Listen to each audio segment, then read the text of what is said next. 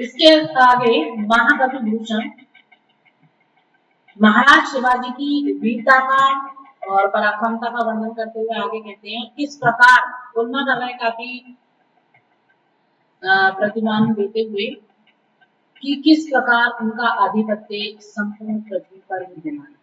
कहते हैं, गरुड़ को दावा साधा नाग के समूह पर, दावा नाग जुग पर सिंह सिर पर, दावापुर हुत को पहाड़न के कुल पर, परिचिन के गोल पर दावा सदा है। भूषण अखंड नव खंड मही मंडल में, तम पर दावा रवि किरण समाज को, पूरब पछाह देश दक्षिण के उत्तर में, जहां बात साही तहां दाव से। तो यहाँ पर कह रहे हैं कि जैसे जो गरुड़ पक्षी है उसका हमेशा से जो एक आधिपत्य रहा है वो सर्पों पर रहा है। तो गरुड़ पक्षी का सर्पों पर आधिपत्य रहा है। तो कवि भूषण सबका उदाहरण दे रहे हैं, दृष्टांत प्रस्तुत कर रहे हैं यहाँ पर और बता रहे हैं कि जिस प्रकार से जो गरुड़ पक्षी है उनका हमेशा से नागों के ऊपर, सर्पों के झुंड पर एक आधिपत्य रहा है और दावा नाग जुग पर सिंह सरता, और महाबली जो सिंह है यानी कि शेर है, उनका हमेशा से हाथियों के झुंड पर, उनके समूह पर एक आधिपत्य बन के रहा है। दावापुर हुत को पहाड़न के कुल और पुरु जो इंद्रदेव है उनका हमेशा से जो पहाड़ों के कुल हैं, पर्वत कुल हैं, उन पर हमेशा से दावा रहा। पहाड़ों की जो यहाँ बात कही गई है, पुराणों में प्रसंग आता है और वेदों में भी ये प्रसंग है, ऋग्वेद में भी सूक्त दिया हुआ है। वहां पर भी एक वर्णन दिया गया है कि जो पहाड़ थे पहले उनके पंख हुआ करते थे, वो चल थे, एक स्थान से दूसरे स्थान पर जा सकते थे। तो जो पहाड़ है उन्होंने बीच में उद्दंड का करना प्रारंभ कर दिया और सृष्टि पर तहस नहस करना प्रारंभ कर दिया, जिससे सारे के सारे जो देवगण हैं वो परेशान हो गए और सभी जाकर के इंद्रदेव से प्रार्थना करते हैं। जब इंद्रदेव से प्रार्थना करते हैं और वो ये बात देखते हैं कि किस प्रकार जो पर्वत कुल है वो सृष्टि को तहस नहस कर रहा है और सबको परेशान कर रहा है, तो इस क्रोध में आकर जो इंद्रदेव हैं वो अपने वज्र से पहाड़ों पर प्रहार कर देते हैं, जिससे जो पहाड़ों के पंख हैं वो कट जाते हैं और पहाड़ हमेशा के लिए अचल हो जाते हैं। जो पहाड़ जहाँ गिरता है वो वहीं पर स्थिर हो जाता है। तो हमेशा हमेशा के लिए तब से पहाड़ अचल हो गए, चल नहीं सके, इसलिए पहाड़ों को अचल कहा गया। और क्योंकि इंद्रदेव ने उन पहाड़ रूपी शत्रुओं का नाश किया, उनको अचल कर दिया, उनको स्थिर कर दिया, इसलिए उन्हें पर्वतारोही कहा। तो ये कहा जाता है जितना भी पहाड़ों का कुल है उस पर अगर एकमात्र किसी का आधिपत्य है तो वो आधिपत्य इंद्रदेव का है। पश्चिम के बोलकर दावा सदाबाद, और पक्षियों का जो कुल है उस संपूर्ण पक्षियों के कुल पर एकमात्र जो सरताज यानी कि जो उनका इस सरताज बाज पक्षी है उनका आधिपत्य है। भूषण व अखंड नव खंड मंड मंडल। तो इस प्रकार जो महाकवि भूषण है वो कहते हैं कि जो सर्जा शिवाजी है, और इसी प्रकार से एक और उदाहरण दे रहे हैं कि अखंड नव खंड मही मंडल में तम पर दावा रवि किरण समा, कि संपूर्ण जो ये अखंड नवदीप है, संपूर्ण मही मंडल पृथ्वी मंडल है, उस चारों ओर नौखंड रवि जो ये पृथ्वी मंडल है, अखंड नौखंड से युक्त जो ये पृथ्वी है, इस संपूर्ण नवद्वीप कहा गया है इसको।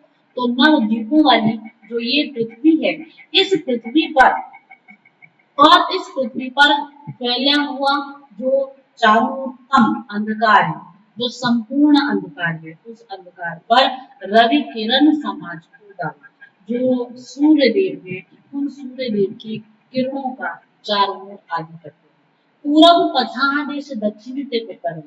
तो इसी प्रकार से महाराजा शिवाजी का पूरब पछाह, पूरब से पश्चिम तक तथा दक्षिण से उत्तर तक जहाँ पातशाही, जहाँ जहाँ भी बादशाही है, तहाँ दावा से बनाते, वहां वहां महाराज शिवाजी का आधिपत्य।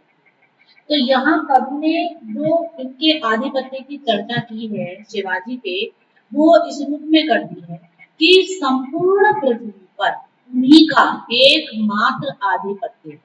जैसे सूर्य का संपूर्ण अंधकार पर है ना। जितने भी यहाँ उदाहरण दिए हैं कवि ने, तो वो सारे के सारे उदाहरण ऐसे दिए हैं जिनमें कुछ एक तत्व का आधिपत्य, कुछ जाति के संपूर्ण कुल पर। तो यहाँ पर कवि ने ये सारे उदाहरण देकर ये सिद्ध करना चाहा है कि किस प्रकार शिवाजी संपूर्ण पृथ्वी पर एक छत्र आधिपत्य करे हुए हैं और संपूर्ण पृथ्वी उनके शासन को स्वीकार। यहाँ निर्दर्शन अलंकार है, जहाँ भिन्नता रहते हुए भी दो वाक्यों का अर्थ समता सूचक किया जाता है, वहाँ निर्दर्शन अलंकार। जैसे गरुड़ की सदा नाग के जो समूह है उन पर मतलब के आधिपत्य होना, वाक्य की संख्या, जहाँ पातशाही तहाँ दावा से विराज। और इन सारे वाक्यों से जो समता की गई है वो कि जहाँ जहाँ बादशाही है वहां वहां शिवराज जी का आधिपत्य है, इस वाक्य से की गई है। तो यहाँ पर निर्दर्शन। इसी प्रकार से जो कवि ने अगला पद पढ़ा है, उस अगले पद में भी वह जो शिवाजी हैं उनके पराक्रम का और शूरवीरता का वर्णन करता है। तो ये जो अगला पद है, इस अगले पद में भी कवि जो शिवाजी हैं उनके पराक्रम और शूरवीरता का ही वर्णन कर रहे हैं। तो कहते हैं, दारा की ना दौड़ ये है रारी नहीं खुजी बेटी, बांधियो नहीं है किंतु मीर सहवारी। मठ बिख नाथ को न बास ग्राम गोकुल को, देव को न देहरा न मंदिर गोपाल। गाड़े गड़ी लीने और बैर कर नाल कीने, ठौर ठौर हासिल उगाहत है साल। उड़ती है दिल्ली से संभारे क्यों न दिल्ली पति, धक्का आने लगी उससे जो राजना।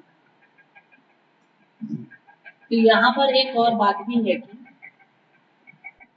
तो आगे कहते हैं कभी कि मठ बिख नाथ को न बास ग्राम गोकुल को, देव को न देहरा न मंदिर गोपाल।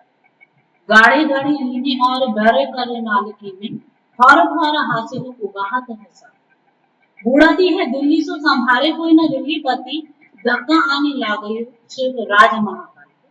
तो कवि कह रहे हैं कि दारा की ना दौड़, यहाँ पर जो कवि ने एक वर्णन किया है, देखिए कि एक जिला फतेहपुर में बिंद की के पास में एक खजुआ नाम का एक गांव है और औरंगजेब ने संवत 1716 में यहाँ पर अपने भाई शुजा को हराया था। देव शब्द जो है वो यहाँ पर जो ओडिशा नरेश वीर सिंह देव है उनके आशय के लिए प्रयुक्त हुआ है। और ये जो राजा थे इन्होंने मथुरा में केशव राय का देहरा मंदिर बनवाया था, उसी का यहाँ पर प्रसंग है। और एक चीज और है जो दारा कहा है, तो दारा जो शब्द का प्रयोग यहाँ पर किया गया है वो औरंगजेब के लिए ही किया गया है, क्योंकि मतलब एक तरफ तो कवि कह रहे हैं दारा की ना दौड़, कि पहले तो उसको दारा बोल रहे हैं कि वो कितना अधिक पराक्रमी है, वीर है, और उसके बाद में ना दौड़ ये है कहकर फिर उसका अपमान कर दिया कि वो भी यहाँ नहीं दौड़ सकता। तो कवि क्या कह रहे हैं कि दारा की ना दौड़ ये है गाड़ी नहीं तुझे, ये दारा की चढ़ाई नहीं है कि आप इसे औरंगजेब की क्या कहते हैं एक दौड़ मान लें कि ये उसकी रेस है, उसकी भी नहीं है, वो भी इतना ताकतवर नहीं है, इतना पराक्रम उसके पास नहीं है। और न लड़ाई नहीं खजुए की, और ये खजुआ की भी लड़ाई नहीं है जो कोई भी जीत ले जाए। बांधियो नहीं है कि वो मीर सहबान, और ये मीर सहबान अर्थात शाहबाज खां नामक जो सरदार था उसकी कैद कर लेना भी नहीं कि उसको कैद कर दिया गया है, ऐसा भी नहीं है। मठ विश्वनाथ को न बास ग्राम में, ये विश्वनाथ के मठ को गिरा देने के बराबर भी नहीं।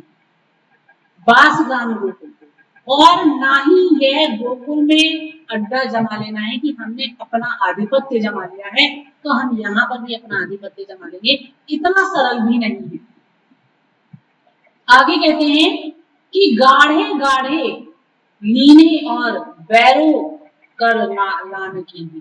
और ये जो दृश्य है वीर सिंह निर्मित जो केशव राय के देहरे की मिट्टी थी उसको मिट्टी में मिला देना भी नहीं है कि वीर सिंह देव निर्मित जो केशव राय हैं उनके द्वारा देहरे को मिट्टी में मिला दिया गया था, ये इतना भी सरल नहीं है, इतना भी सहज नहीं है।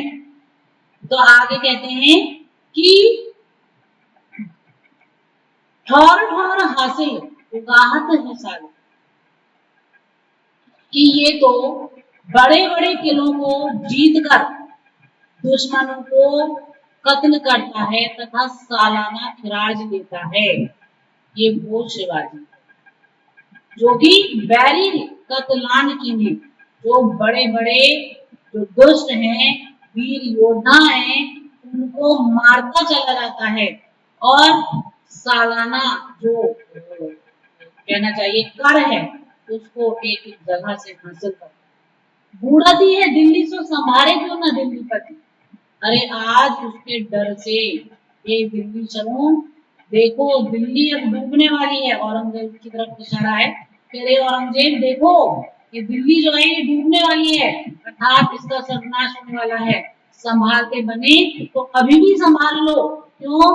क्योंकि अब नहीं संभाल पाओगे, धक्का आने लागियो शिवराज महाकाल। अब तो यहाँ पर जो महाकाल स्वरूप शिवराज अर्थात शिवाजी हैं उनका धक्का लग गया है, वो आ गए हैं, उनकी धमक आ गई है, उनकी जो गूंज है वो यहाँ पर सुनाई दे रही है, अब तुम अपनी दिल्ली नहीं बचा पाओगे।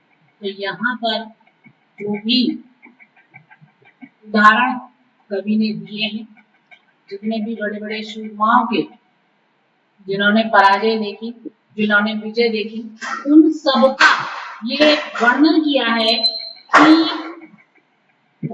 यहाँ पर चारों तरफ जो शिवाजी हैं वो किस प्रकार से सब ओर से अपना पराक्रम और शौर्य दिखा रहे हैं। तो इस रूप में यहाँ पर शिवाजी के शूरवीरता का वर्णन कवि ने किया।